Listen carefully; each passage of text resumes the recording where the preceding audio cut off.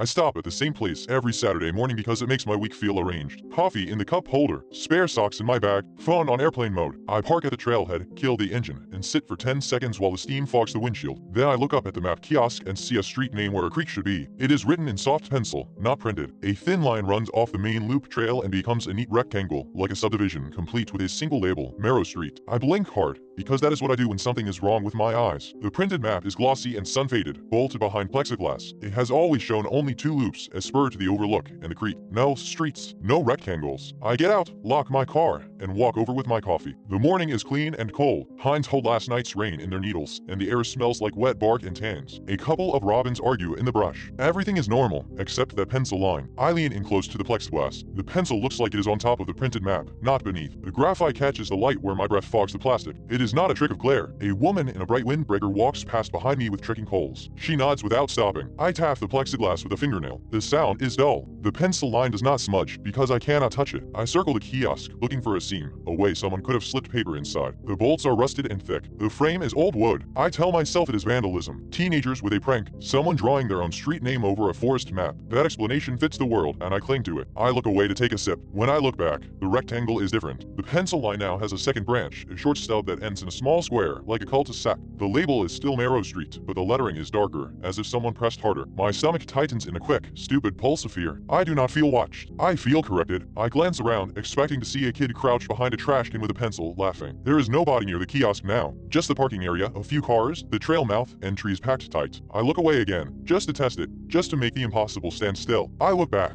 The new branch is longer. My throat goes dry. My mind starts making rules because it has to. It says, do not look away. It says, it changes when you do. It says, it is responding. I take out my phone, forget airplane mode, and the screen wakes with no signal. I hold it up and take a photo through the plexiglass. The image on my screen shows only the printed map. No pencil. No Marrow Street. I take another photo from a different angle. Same thing. The glossy printed loops, the creek, the overlooked spur. Nothing extra. Behind the phone, in my direct sight, the pencil street is still there. My pulse climbs. I feel heat in my ears the way I do before a panic attack. I lower the phone and stare at the map until my eyes water. There is a small white notice taped to the lower corner of the kiosk. I have seen it before, but I have never read it closely. It looks like a standard safety reminder, the kind parks put up about ticks and trash. The paper is clean, as if it has been replaced recently. The text is typed in plain font. Please follow posted rules. Beneath that, in smaller lines, it says, rule. Do not acknowledge changes to the kiosk. I read it twice. My brain catches on the word acknowledge, because it is a strange word for a trail notice. It feels legal. It feels like something that does not want to be named. My mouth moves before I can stop it. I whisper, barely audible. That is a weird rule. The air shifts. It is subtle, like the moment before a storm when the birds go quiet. The robins stop. The pines stop dripping. Even the distant road hushes. I stand with my coffee halfway to my lips, frozen by the sudden absence of sound. And I hear it. A pencil scratching. It is not coming from behind the plexiglass. It is coming from inside my head, behind my eyes, a dry scraping that makes my teeth ache. I squeeze my eyelids shut, and the sound gets louder, as if the act of trying not to see is a surface being written on. When I open my eyes, the printed map looks wrong. Not because of the pencil street, because the entire map seems slightly rotated, like someone loosened the world and nudged it. The trail loops are still there, but the creek is no longer labeled. The overlook has no name. The pencil street is bold now, as if outlined and retraced. Marrow Street is darker. The rectangle has multiplied into a grid. The notice at the bottom has changed too. Please follow posted rules.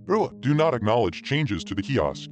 If you notice the rule, you must not notice the rule. My hands tremble. The coffee sloshes and drips onto the gravel. That second line is impossible, in the way a nightmare sentence is impossible. It loops back on itself and traps you. I feel my mind snag on it, trying to obey something that cannot be obeyed. Behind me, gravel crunches. A man clears his throat. You heading out? He asks. Friendly, normal. I turn too fast. The man is in his 60s, maybe. Gray stubble, a baseball cap with a local sports logo. He has a day pack and a laminated permit on a lanyard. Yeah, I say, because that is what I always say to strangers at trailheads. He looks past me at the kiosk. His face does not change. He does not squint. He does not lean in. Map's still the same. He says, they never update it. I stare at him. I want to ask what he sees. I want to ask if he can see Marrow Street. I want to point at it. The rule rings in my skull. Do not acknowledge changes. My tongue feels thick, like it is swelling. I swallow. Yeah, I say again. Sir. He nods and walks toward the trail mouth. As he passes, the air goes back to normal. The birds resume. A drip falls from a branch and hits the kiosk roof with a soft tick. I stand there, breathing shallowly, trying to act like nothing is wrong while my insides twist. I cannot unsee the pencil street. It is too clean, too deliberate, too intimate. Someone has drawn a neighborhood into the forest and named it Marrow. It makes me think of bone. Oh, what is inside? I should leave. I should get in my car and drive back to town and never come here again. But my routine has teeth. My pride does too. I tell myself it is stress. A break, a trick of light, a brain twitch. I step onto the trail. The first stretch is wide, packed dirt with scattered gravel. The trees close in quickly. The usual smells return. Damp leaves, pine resin. The world is steady again, and my body tries to settle. After a quarter mile, I reach the first junction. The printed signpost points left for the loop and right for the overlooked spur. I have taken both many times. There is something new nailed beneath the signpost. A narrow strip of white paper, like a label, protected by clear tape. Ugh, do not look back at the kiosk. My breath catches. I stop walking without meaning to. The paper is not old. The tape is smooth, no dirt trapped under it. It looks like it was placed this morning. I tell myself it is someone messing with people, but the style matches the kiosk notice too well. Plain font, same tone, same unsettling use of the word rule, as if it is a proper noun. My neck tingles with the urge to turn and check. The kiosk is far behind, out of sight around a bend. Looking back would show only trees and trail. I keep my eyes forward. I take the left loop, the one I always take first. As I walk, I try to control my thoughts. Do not think about the kiosk. Do not think about the pencil scratch. Do not think about the rule that tells you not to notice it. The more I try not to think, the more my mind worries the sentence like a sore tooth. If you notice the rule, you must not notice the rule. I feel an absurd, rising certainty that something is listening for the moment I fully understand it. A mile in, I pass a fallen log and a cluster of ferns. There is a small wooden post beside the trail. It used to mark a side path that has been closed for years. Now there's a fresh arrow screwed into it, pointing into the trees. The arrow is drawn in pencil on a piece of cardboard. Below it, in the same pencil, it says Marrow Street. My legs stop. My lungs lock. The forest seems to lean closer, branches angling like ears. I do not say the name out loud. I do not acknowledge it, but my eyes are on it, and that feels like acknowledgement. The pencil scratching returns, faint at first, as if someone is testing a point. I force myself to look back to the main trail to pretend I never saw the arrow. I step forward. The scratching becomes a pressure behind my forehead, a dull ache that pulses with my heartbeat. I walk faster, trying to outrun the sensation. The trees blur at the edges. The trail dips and rises. Then I see another strip of white paper taped to a tree at eye level.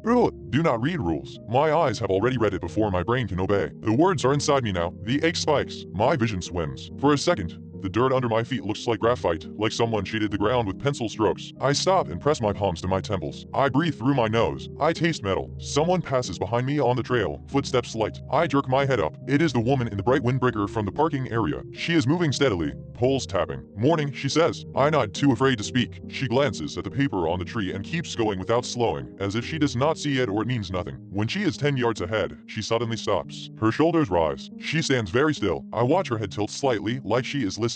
Then, in a small voice, she says what? The word is quiet, but it is an acknowledgement. It is noticing. The air tightens. The forest hushes again. Her poles stop tapping. She turns her head, slowly, toward the tree with a rule on it. Her face is blank for a moment, like her expression has been erased. Then she smiles. It is not a happy smile. It is a stretched, involuntary baring of teeth, like a reflex. She looks at me. Her eyes are wide and wet. Did you see it too? She whispers. The question drags me toward agreement, toward shared reality, toward naming. My mouth opens. The pencil scratching roars, a furious scribble that floods my skull. I gasp and clamp my jaw shut. Pain stabs behind my eyes, sharp enough to make me sway. The woman's smile trembles. Oh, she says, and her voice changes. It flattens, becomes practiced, like she is reading. Rule, she says. Do not acknowledge changes. She repeats it with perfect cadence, as if the words are not hers. Then she adds, softly, if you notice the rule, you must not notice the rule. Her eyes flick down and back up, like a person trying not to think about a thing by staring past it. I back away one step. The woman turns, still smiling, and walks off the trail into the trees, following nothing I can see. Her bright jacket flashes between trunks and then is gone. I stand alone with my heart hammering and the forest returns to normal sound, as if it never held its breath. I tell myself to leave. I tell myself to go back to the parking area, get in my car, and drive until the trees thin. But the sign at the junction said not to look back at the kiosk. I do not know if that was a real rule or a trap. I do not know which direction is safer anymore. My phone is useless. No signal. The camera cannot capture the pencil. The evidence exists only in my eyes, and my eyes are the thing being punished. I keep walking forward, because forward feels like the only option that is not disobedience. The trail bends toward the creek. I hear water before I see it. This sound should calm me. It usually does. When I reach the footbridge, there is another notice taped to the railing. Rule, do not cross if you have noticed. I freeze with one foot on the first plank. Noticed what? Noticed the rule. Noticed the changes. Noticed myself noticing. My mind tries to step around the word like it is a bear trap. On the far side of the bridge, nailed to a tree, is a hand-drawn sign in pencil. Marrow Street this way. The letters are heavy, pressed deep, as if the pencil broke and was sharpened and used again. The arrow points off the established trail into a stand of young pines. The normal trail continues straight, but the dirt looks disturbed there, scuffed with many footprints that do not match hiking boots. They are too narrow, too uniform, like dress shoes. I listen for other hikers. I hear none. I look down at the water. It runs brown over stones, swollen from rain. For a second, I see something pale caught under the bridge, is shaped like paper. I crouch and reach. It is a folded map, wedged between two rocks, damp but intact. The same glossy park map, but this one is not bolted behind plexiglass. This one is loose in my hand. My fingers shake as I open it. The printed trails are there, familiar, and over them, in pencil, is Marrow Street, drawn with obsessive care. The grid is more detailed than the kiosk version, with tiny driveways, tiny lots, tiny squares that might be houses. Along the bottom edge, where the legend should be, someone has written a new legend in pencil. Ugh. Do not show anyone the map. A drop of water slides from the paper and falls onto my thumb like a cold touch. I stare at the rule, and I feel the forest notice me back. The pencil scratching starts again, not in my head this time. It comes from the trees, a dry, steady sound, like graphite moving over paper, traveling closer through the brush on the far side of the bridge. I hold the map tight, as if it is in anger, as if the act of having it gives me control. The scratching stops. Silence blooms. Then, from the pines where the arrow points, a voice speaks in a tone that is almost mine. You saw it. I do not answer. I do not move. The map in my hands warms, as if it has been in the sun, though the canopy blocks the light. The pencil line of Marrow Street looks darker than it did a second ago, and on the blank space beside the creek, a new line begins to appear, faint at first, then clearer, forming letters as if an invisible hand is writing in real time. It spells my name. The last letter finishes with a hard, decisive stroke. I feel something behind me step onto the bridge, and the planks creak under a weight that is not mine.